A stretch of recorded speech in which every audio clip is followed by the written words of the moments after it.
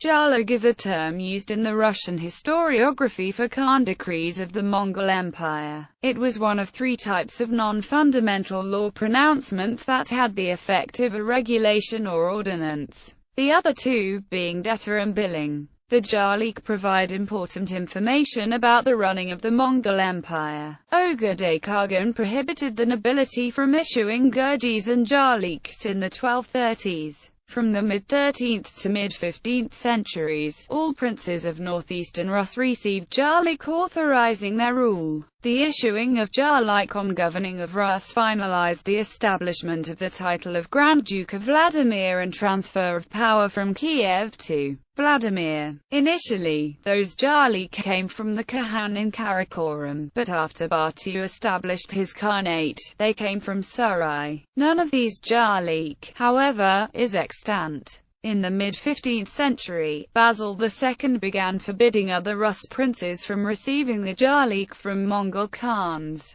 thus establishing the right of the Moscow Grand Prince to authorize local princely rule. Kublai Khan began the practice of having the four great aristocrats in his kashik sign old yarlyks, a practice that spread to all other Mongol Khanates in 1280. Ghazan reformed the issuance of yarlyks, creating set forms and graded seals, ordering that all yarlyks be kept on file at court in Persia. Yarlyks older than 30 years were to be cancelled, along with old prizes. Even after 1260, the Yuan dynasty still considered yarlig must be issued by only Qan Khagan but Lingji by Khans of three Western Khanates. However, some high-ranking officials continued to issue yarlyks under the name of a Khan or emperor in Central Asia. In the Rus Metropolitan Archive are preserved 6 yarlyk considered to be translations into Russian of authentic patents issued from the Kipchak Khanate.